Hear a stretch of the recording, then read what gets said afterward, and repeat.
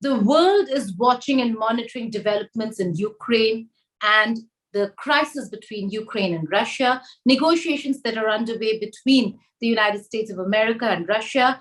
What is really going to become of the Ukraine crisis? I'm being joined by Nandan Unnikrishnan, who is a distinguished fellow with the Observer Research Foundation. Many thanks for joining us here on India Today, Nandan.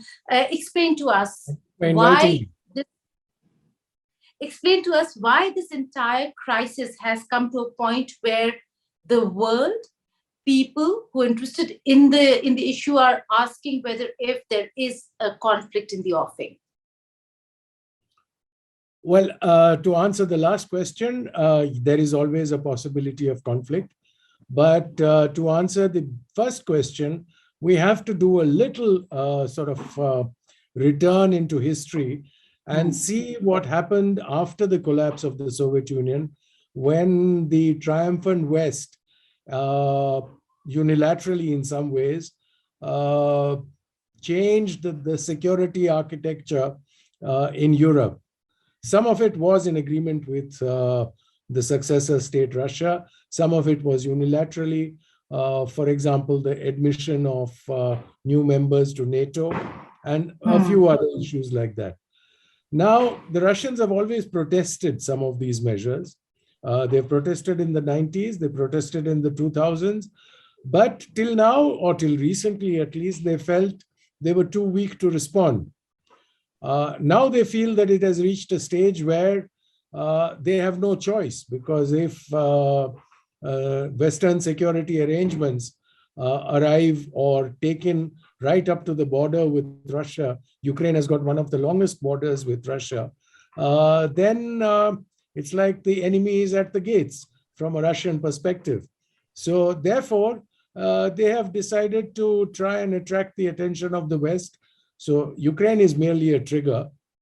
And well, Nandan, is it only because you think, just a quick question, you think that they now think that there is no other option, or also because they feel that there is more strength in how Russia and China have come together? I don't think they are worried. I mean, China is in their calculus. I think that, yes, there is partly because they have improved in their strength. They feel confident about their abilities. They have a history of a successful rebuffing of Georgia's actions in 2008. Their, again, more or less successful campaign in Syria. So they're getting confident in their military capabilities. Obviously, and Crimea. And Crimea, of course. But even more so, they are quite realist, and they understand that they are not yet ready, or will never probably be ready, to take on the full might of the United States. But what they're calculating on, rather than the Chinese, is that Ukraine is of not critical importance to the United States. The United States has many other fish to fry, and the biggest one of them is China. And therefore, Russia is not the object on which the United States wants to spend a lot of time. And therefore, they feel that the United States is ready to be engaged with them. I mean, here we have to understand the peculiarity of the Russians. They believe that all security issues need to be discussed with the United States, because it is United States that calls the shots, even in Europe. Interesting point over there. But coming to the conversations that you're talking about between the United States of America and Russia, the meeting between Blinken and Sergei Lavrov was very clear that they knew what their positions were, and that now the negotiations are at a stage where US has to respond. Do you think it's going to be a time-taking, arduous, so to say, activity between the two sides, or are we going to look at their response and then Russia putting its stand forward on Ukraine? No, I think this is going to be fairly, I won't say long in the sense of 1 year or 2 years, but it will be a longer process than just a couple of days or a couple of weeks even, or maybe even a couple of months, because there are many points that have to be discussed. One is the political aspects of the security arrangements. The other will be the actual infrastructure involved. what is the level of military support or military engagement the West is going to have with Ukraine and Georgia or Belarus for that matter. A lot of things have to be put.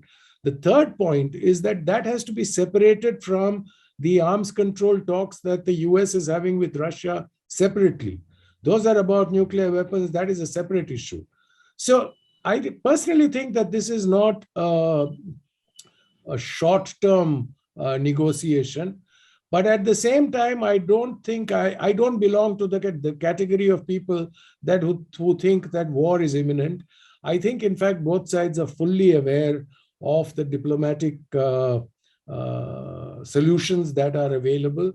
They are basically jockeying for stronger positions at the negotiating table. And also, I would like to say that I think the real negotiations are not taking place in the public eye. I am not necessarily sure that Lavrov and Blinken are the main negotiators. Okay, another very interesting point, but I'll come to military options. Before that, let's just again talk about triggers. The trigger for this recent conflict or crisis, is it domestic politics that is also at play within Ukraine? The whole push to join NATO. Russia keeps saying that this is an anti-Russia or erstwhile Soviet Union military alliance, and any neighboring nation that joins the NATO is going to be or could pose direct threat to Russia. Geeta, it's a mixture of all this. I mean, the fact is that, yes, domestic politics in Ukraine have been playing out for the last 7 years since 2014. But this has happened only in the last 6 to 8 months. So clearly, the West has responded in some ways to some of the political demands being made by Ukraine that have made the Russians very uncomfortable. So it's a tango it's a dance rather, not a tango, a dance with many partners. And the Russians at this point of time are feeling a little out of step in that dance, and they want to get everyone back to the same page. Talking about military options, Nandan, we know that there's a massive troop deployment at the border between Ukraine and Russia. We're talking about the Russian forces. If we compare both the forces in terms of equipments, weaponry, military strength, it is a little lopsided. But we are also looking at NATO sending help. In that, what do you think the West strategy really is going to be, European Union strategy really going to be, and whatever they have pledged right now, could that really help stave off Russia? Geeta, the thing is that we are all talking speculation. Okay, there are 100,000 troops, that is what we are told, on the border with Ukraine. Let's assume for a moment that is a correct figure. But the rest of whatever is being bandied about is genuinely a lot of white noise around it. I would put that aside for the moment. The second thing is, we need to remember that we are not really talking about EU. EU has no security role. I mean, they don't have an army, NATO. They don't have, so it is really a NATO. Now, NATO, led by the United States, have unequivocally said that they will not put a soldier in Ukraine. So although yesterday NATO apparently readied some 8,000 troops, but it's very clear, but 8,000 troops are not going to make any difference. And if NATO does want to get engaged, it will want much more. And I don't think NATO is right now, particularly the United States, is even looking for this fight. So therefore, I think neither side, nor the Russians, nor the United States, is seeking a fight. But the problem is that the Russians are not going to wait for another whole year for their concerns to be addressed. So that is what the West understands. And right now, what is happening is within the West, they are trying to evolve a common position. There is the position of the United States. It probably is at some dissonance with the position of Europe. Within Europe itself, you saw with the resignation of the German chief that there is dissonance amongst their own views. So I think the West is going through a sort of process of internal discussions to try and evolve a common position vis-a-vis the Russians. Well, you make a very important point over here about troop deployment. United States of America is just coming out of the whole troop withdrawal from Afghanistan, not putting their soldiers anymore on foreign soil. And then the pledges that we see where they are looking at deploying, and there is massive mobilization of US troops, whether if it is the ships now moving towards the Mediterranean, and so on and so forth. So we're seeing a lot of movement, a lot of talk. But in terms of real picture, if there is even a limited conflict, it is going to be the neighboring countries in Eastern Europe that are adjacent to Ukraine who will have to really bring in or rally in the support from NATO or through NATO into Ukraine? Gita, let's look at it slightly differently. Let's assume for a moment that the invasion is a given. And let us assume that the Russians tomorrow move in and take off the eastern portions of Ukraine. What have they achieved? Will they achieve a rewriting of the security arrangements in Europe? No, not at all. Have they achieved, will they achieve a reduction in tensions? No, not at all. They will probably drive Ukraine, whatever remnants of Ukraine are there, and Georgia directly into the arms of the West, and the West will find it difficult to refuse them. So a physical invasion at this point of time does not meet any of the goals that Russia has. And I think the West, those who are negotiating, are fully aware of it. So if you look at it, the Western military is not in high alert. The Western military, which monitors logistics of the Russian army, is quite clear that there is no invasion coming anytime soon. Although Russians are moving troops, they are moving some equipment, but Russian aviation is sitting where it is sitting. And a lot of other equipment is sitting in places where it should be sitting. And it is not anywhere near deployment. So personally, I think that the Americans particularly are not interested in this fight. They want to resolve it. And Biden is trying to find the strongest possible position from which he can negotiate with the Russians and resolve this issue so that he can focus on his main challenge. And his main challenge, apart from, of course, whatever he's facing domestically, is China. So he wants to shift to the Indo-Pacific. Well, two things over here. You're right. A lot of criticism that I read in the US media about how Biden's entire focus has shifted from China to Russia, whereas he should be focusing on China. Having said that, you make two very important points over here, Nandan. Is this then not a fight about Ukraine in terms of land, but in terms of honor? That Putin thinks the West should not be allowed to do and interfere or influence regions that could pose a threat to Russia, and Russia will not take it lying down.